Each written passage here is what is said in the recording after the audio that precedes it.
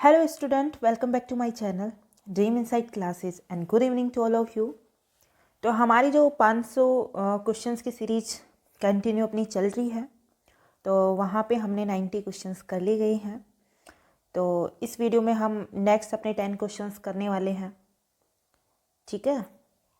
तो question number 91, when a running car stop suddenly the passenger tends to lean forward because of. जब एक चलती car अचानक बंद हो जाती है तो यात्री डैश की वजह से आगे की ओर गिरता है। किसकी वजह से आगे की ओर गिरता है?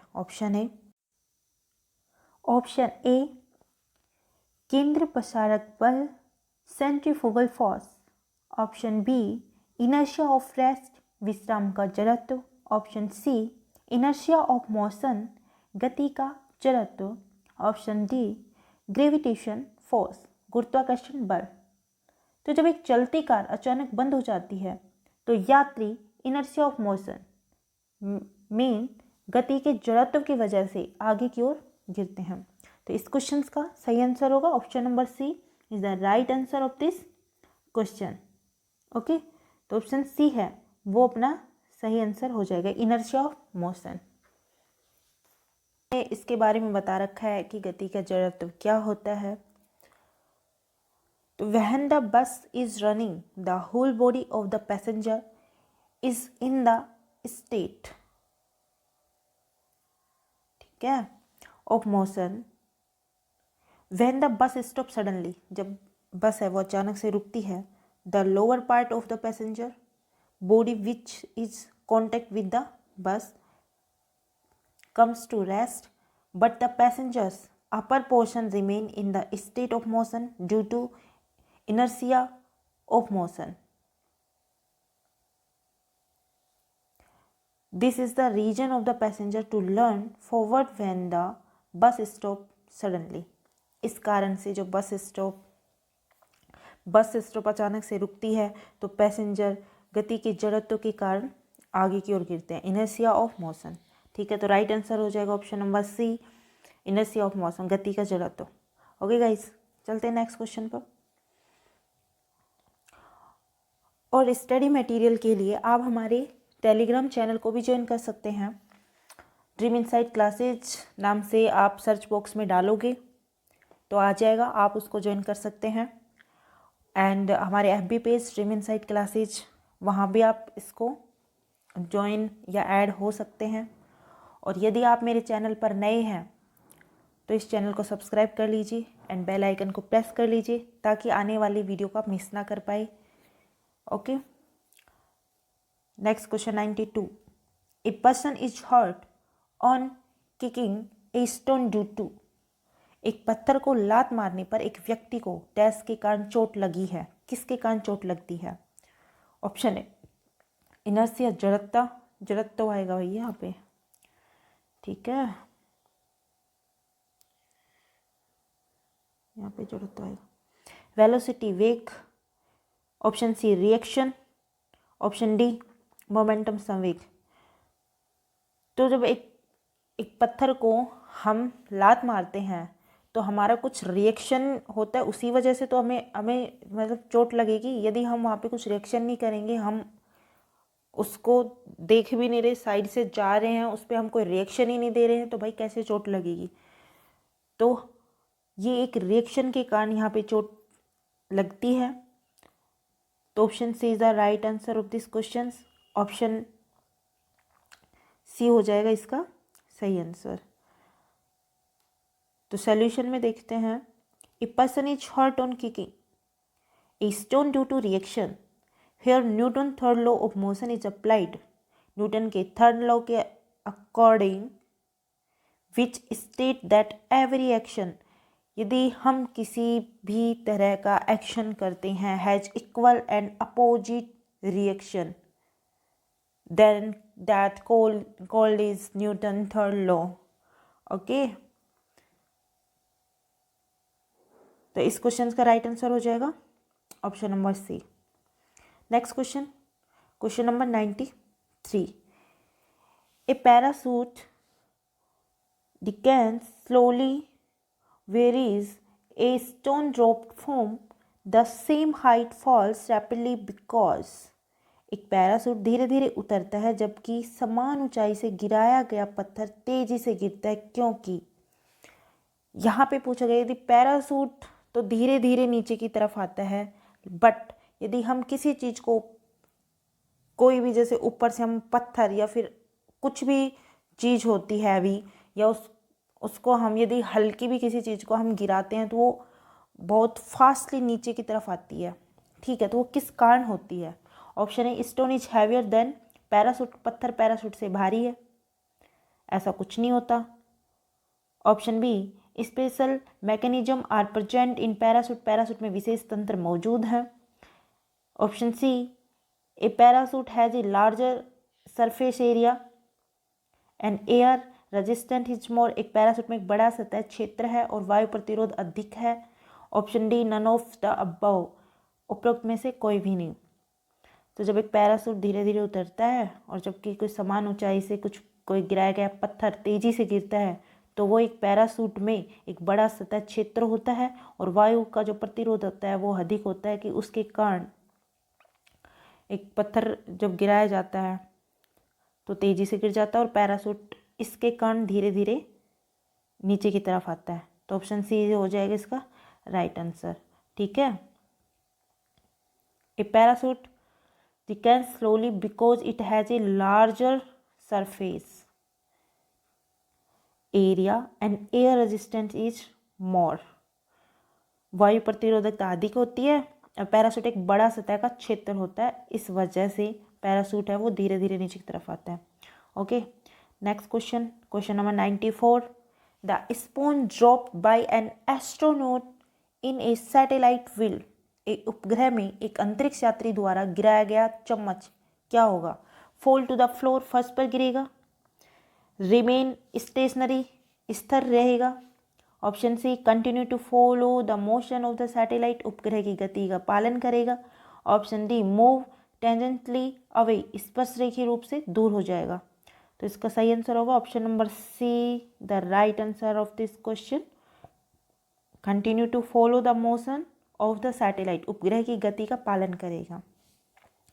वह कैसे पालन करेगा वो हम देखते हैं अपने सॉल्यूशन में। The spoon dropped by an astronaut in a satellite will continue the follow of the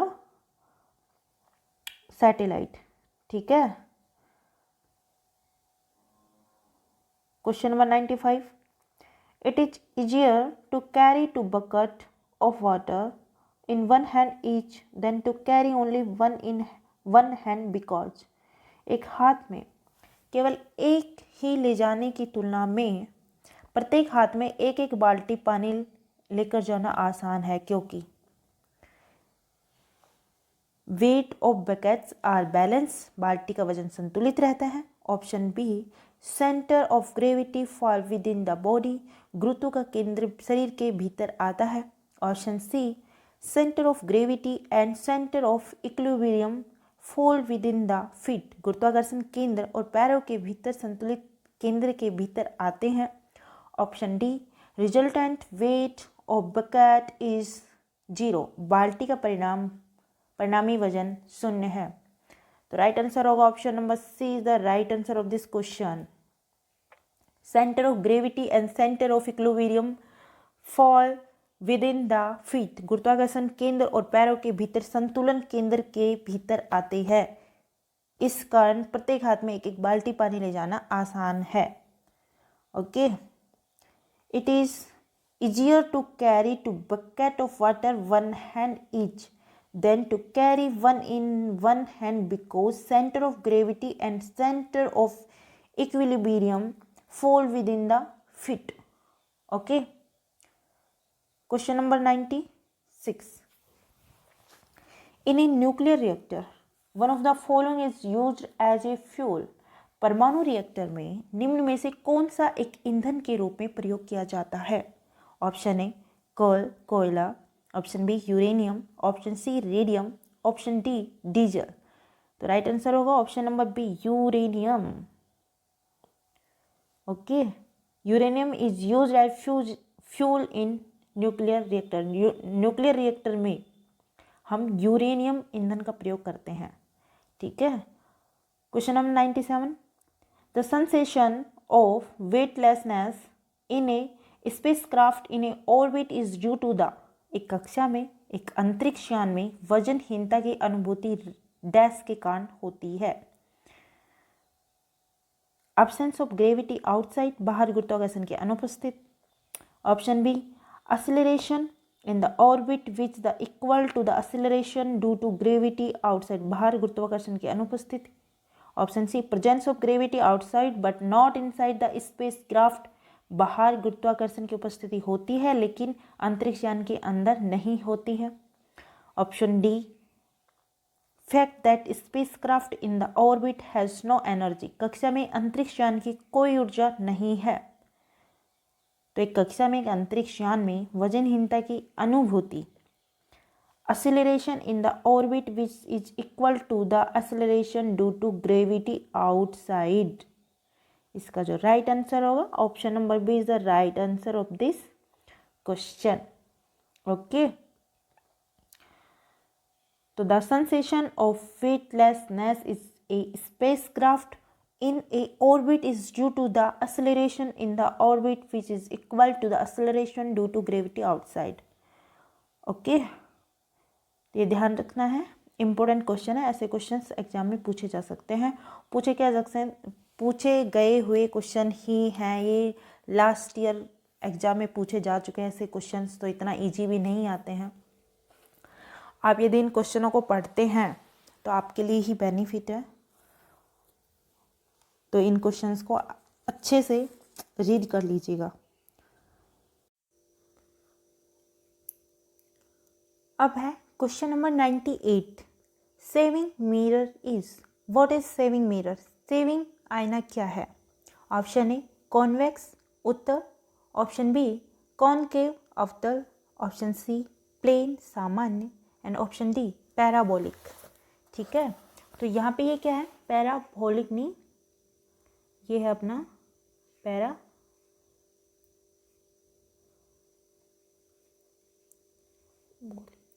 ठीक है। ओके, तो जो सेविंग मिरर है अपना, जो अपना सेविंग मिरर है वो है कॉनकेव अवतल मिरर। ठीक है, अब क्यों है इसके बारे में मैं थोड़ा डिटेल में जाती हूँ। डिटेल में मैं आपको बताती हूँ कि अवतल और उत्तल जो मिरर है वो क्या है। तो एक स्पेरिकल मिरर होता है अपना, स्पेरिकल एक मिरर होता है। ठीक है, तो ये क्या होता है कि रिफ्लेक्टिंग सरफेस, जिसकी रिफ्लेक्टिंग जो सरफेस होती हैं, ठीक है, वो कांच के खोखले गोले का हिस्सा होती हैं, that is called spherical mirror. अब ये 2 टाइप्स की होती हैं, एक होता है कॉनकेव मिरर, एक होता है कॉन्वेक्स मिरर। अब आपका क्वेश्चन होगा कि कॉनकेव मिरर क्या होता है, व्हाट इज कॉनकेव मिरर। तो कॉनकेव मिरर को हम बोलते हैं अवतल दर्पण। ठीक है, तो अवतल दर्पण में जब प्रकाश की रिफ्लेक्टिंग सरफेस अंदर की तरफ दबी हुई होती है, इट मीन्स कि जो परावर्तक सतह है वो भीतर की तरफ, मतलब अंदर की तरफ मुड़ी हुई होती है, तो उसे हम क्या कहते हैं, अवतल मिरर कहते हैं, कॉनकेव मिरर कहते हैं। ऐसे क्या होता है उत्तल दर्पण या अपना कॉन्वेक्स मिरर। अब कॉन्वेक्स मिरर की लिए बात करूं तो वह दर्पण जिसका परावर्तक सतह, रिफ्लेक्टिंग सरफेस, जो बाहर की तरफ उभरा हुआ रहता है, कि जो परावर्तक तल है वो बाहर की ओर उभरा हुआ होता है, उसे हम क्या कहते हैं, उत्तल दर्पण या फिर कॉन्वेक्स मिरर। ठीक है, और यदि मैं इसके डायग्राम की बात करती हूँ तो ये होता है इसका डायग्राम। जो कॉनकेव मिरर मतलब अवतल दर्पण होता है, उसका जो डायग्राम होता है वो होता है अपने पास, जैसे कि ये एक हाफ स्पेरिकल में होता है। ठीक है, और ये क्या होता है, अंदर की तरफ होता है। ओके,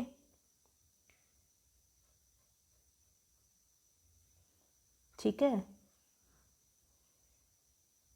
ये अपना हो गया concave mirror.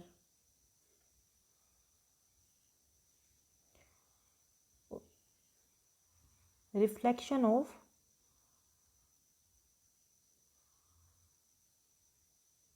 light take place at concave surface।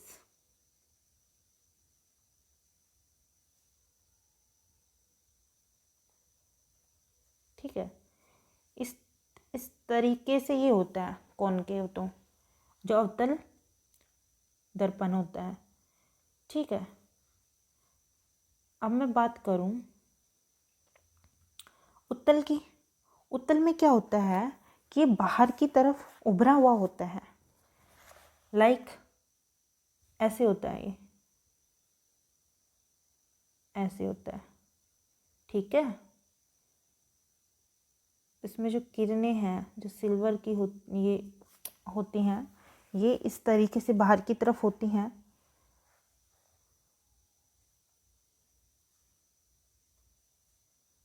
अपना कॉन्वेक्स हो गया, लाइक उत्तल।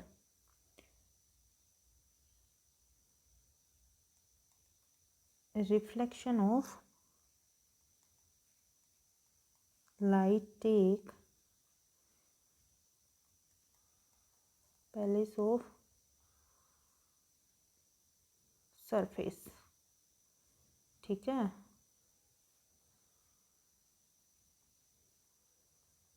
सरफेस, तो ये अपना उत्तल होता है और ये अपना अवतल होता है। तो आप इनमें डिफरेंस देख सकते हो। ठीक है, ये अपना हो गया कॉनकेव हो गया, और ये अपना हो गया कॉनकेव, और ये अपना क्या हो गया कॉन्वेक्स। ठीक है, तो इससे आप आइडिया लगा सकते हो कि कॉनकेव कौन सा है और कॉन्वेक्स क्या है, और कौन से को हम अवतल बोलते हैं, कौन से को उत्तल बोलते हैं। और सेविंग जो आईना है उसमें हम किसका यूज करते हैं, कॉनकेव का यूज करते हैं। ठीक है, तो concave mirror is use as shaving mirror. तो इसमें ज़्यादा डिटेल में जाने की नीड है नहीं, क्योंकि इतना टाइम आपके पास है नहीं कि आप ज़्यादा डिटेल में जाओगे और उसको पढ़ोगे। यहाँ पे मैं क्वेश्चंस बता रही हूँ, वन लाइनर ही समझ लो, तो उस बेसिस पे फिर भी मैंने काफ़ी डिटेल में बता दिया है। अब यहाँ पे 11th-12th की क्लास लूँ या फिर अदर जिसमें टॉपिक स्टार्ट होता है, वहाँ पे डिटेल में पढ़ाने का मतलब होता है, यहाँ पे कोई मतलब नहीं है, लेकिन फिर भी थोड़ा बहुत पता होना चाहिए कि कैसे क्या होता है। ठीक है, तो इसका मतलब यही होता है। Question number 99, for a body moving with non uniform acceleration, गैस समान त्वरण के साथ बढ़ते शरीर के लिए option A displacement time graph is linear, विस्थापन समय ग्राफ रेखिक है। Option B displacement time graph is non linear, विस्थापन समय ग्राफ गैर रैखिक है। Option C velocity time graph is non linear, वेग समय ग्राफ गैर रैखिक है। Option D velocity time graph is linear, वेग समय ग्राफ रेखिक है। तो इसका राइट आंसर होगा option number C, velocity time graph is non linear, वेग समय ग्राफ गैर रैखिक है। ओके, तो इसका राइट आंसर हो जाएगा option number C, for a body moving with non uniform acceleration the velocity time graph is non linear.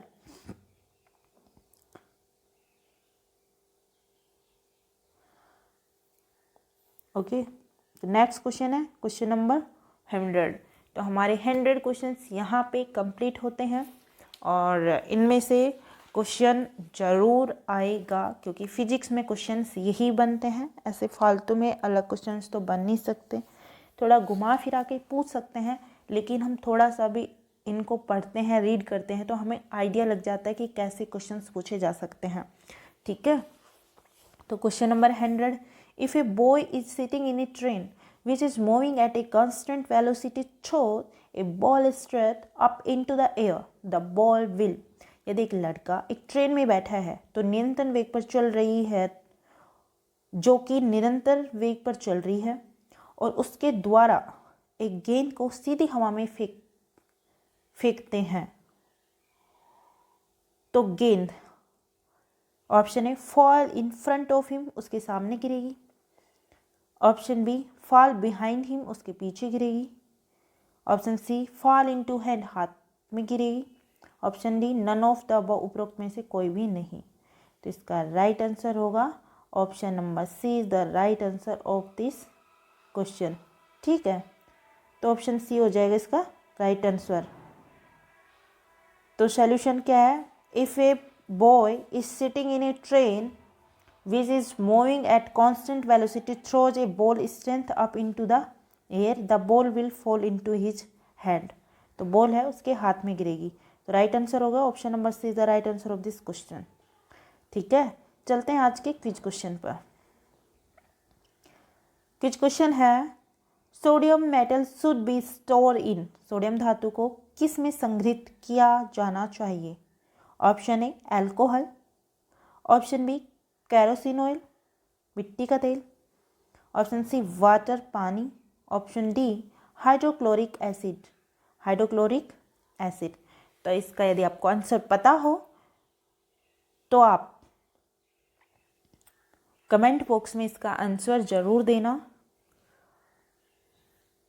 और आपको नहीं पता हो तो हम नेक्स्ट वीडियो में इसके आंसर की बात करेंगे। ठीक है, तो आज के वीडियो में इतना ही, और आज हमारे 100 क्वेश्चंस कंप्लीट होते हैं। होप सो आपको समझ में आया होगा, और हमारे 100 क्वेश्चन की जो 500 क्वेश्चंस की जो सीरीज़ है उसमें से हमने 100 क्वेश्चन कर लिए गए हैं, और अभी हमारे पास काफ़ी टाइम बचा हुआ है। तो हमारे 400 क्वेश्चन जो हैं वो हम कंप्लीट कर देंगे, और मैं देखती हूँ नेक्स्ट वीडियो में हम थोड़े एक्स्ट्रा क्वेश्चन ऐड करेंगे, क्योंकि इसमें थोड़ा क्या होता है ना, टाइम लगता है। ठीक है, तो वो हम जल्दी से फिनिश करेंगे अपने क्वेश्चंस को, और आपको बस अपने वीडियो को शेयर करना है, क्योंकि बहुत सारे बच्चे एनटीपीसी की तैयारी कर रहे हैं, और फिजिक्स के पोर्शन को ऑलमोस्ट ज़्यादातर बच्चे छोड़ते हैं, क्योंकि उनको लगता है कि फ़िज़िक्स टफ है, लेकिन ऐसा कुछ नहीं है। फिज़िक्स पढ़ने वाले के ऊपर होना चाहिए, और कट ऑफ बहुत हाई जाती है, तो एक एक क्वेश्चन और एक एक नंबर हमारे लिए बहुत इंपॉर्टेंट होता है। ठीक है, तो ये चीज़ आपको देखना बहुत ज़रूरी है। तो आज की वीडियो में इतना ही। Okay student, take care, bye bye.